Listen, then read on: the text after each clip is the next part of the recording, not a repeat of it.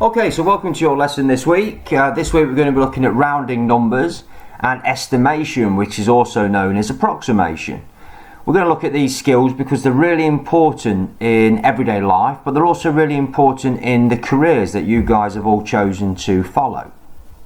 Now, rounding numbers is basically a skill which makes estimation a bit easier, because what we do is we basically round numbers to a nearest whole. So we might say, for example, 232. I might round that to the nearest 10, which would be 230. If we're talking big numbers, I might even say, well, you know what, 232, I'm going to round that to the nearest 100, which is actually 200. Because when you're working with lots of big numbers, sometimes you're able to do that, and it just makes everything a little bit easier. Now, the general rule is that if any number ends with a 1, 2, 3 or 4, then we round down. Now, of course, whether we round to the nearest 10, 100, 1,000, whatever, is we do what we've been asked to round to. Okay? So if you're asked to round down to the nearest 10, that's what you do. If a number ends with 5, 6, 7, 8 or 9, then we round up.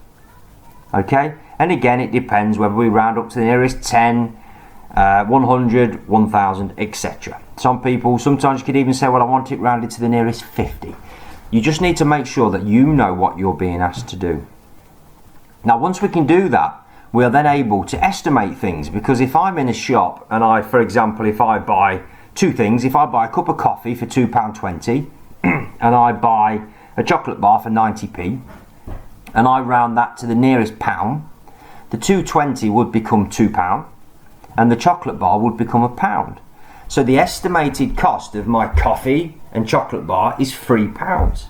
So when I go to pay and the lady asks me for £8, I can say, hang on a moment, I think you're wrong, it's not £8, it's £3.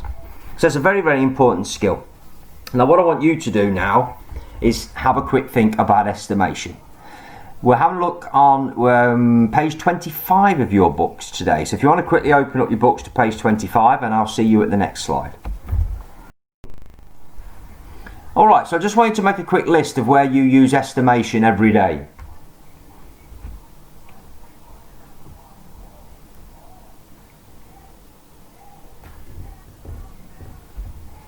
Okay, so hopefully you've unpaused now and you've made a little list. There's lots and lots of examples. Hopefully you've concentrated on the career that you're going into, but you do estimation every day and you don't realise you're doing it. For example, time's the one that most people use all the time, because if you get on the bus and you think to yourself, right, how long is it until I get to college? You're not going to say to yourself, it's 27.5 minutes. You're going to say, it's half an hour, it's 30 minutes. If you're travelling somewhere and it's going to take 3 hours and 5 minutes, you're not going to say that. You'll say, well, it's 3 hours. Okay? It's an estimate, it's an approximate, it's a rough time. Okay? Food bills. We've already spoke about food bills. Car and construction jobs. You know, somebody rolls a car into your garage, they need 2 front brakes. You need to be able to give them a quick estimate on how much that's going to cost. Now, again, the difference between estimation and a guess, lots of people say, well, it's just a guess. Well, it's not just a guess. That to estimate accurately, there has to be a bit of knowledge behind it. You know, a mechanic knows how much a brake pad costs to fit, for example. So we need to. There has to be knowledge behind what you're doing. It is not just a guess. And the same with construction. You know, somebody turns up. Somebody came to my house the other week to look at my guttering, and they said, "Oh, 600 quid." Now, they didn't sit down and write anything down, but they knew roughly how much it would cost because they've done it before. If you're going to work in catering, of course, sometimes you estimate how long a food takes. You know, for example, a piece of fish might take 5 minutes. Yeah, it might actually only need 4.5 minutes, but you know roughly it's 5 minutes, and you check it just before that and you perhaps give it a little bit more. You estimate it. And sport, of course, as well. We estimate how long's left in a match. When you're playing football, sometimes you don't know how long's left. So you say to yourself, well, I think there's this long left and this is how long there is left to go. It's a very important skill, and one that we need to be able to do. And when we link it with rounding up and down as well, it becomes something that you guys will be doing all the time in your careers. So I want to have a go now at these. If you look in the top right hand corner, there's a video that you can watch. I'd like you to watch that video, please. But then you've got in the box, I want you to round those numbers to the nearest 10 and 100, and then I want you to answer that question. Will 250 be enough? Okay? Will 250 be enough? That's all I'm going to say. Alright, so there's the answers on the right hand side. You'll notice that for the first one, for an example 334, if I'm rounding that to the nearest 10, because it's 334, I round down to 330.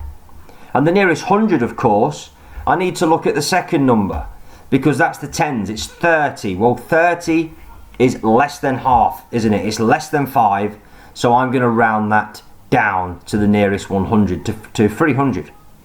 And the example here, you've got a can of Coke, diet, I hope, a burger, and some fries.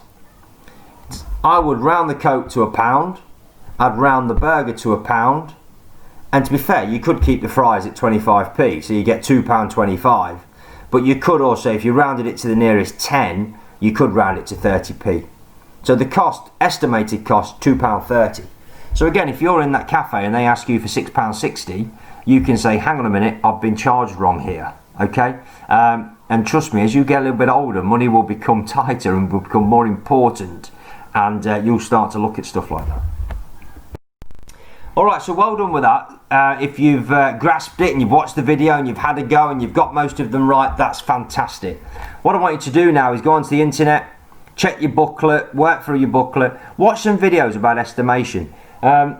Have a look at construction, have a look at mechanics, and have a look at how they estimate jobs. It's really fascinating, really.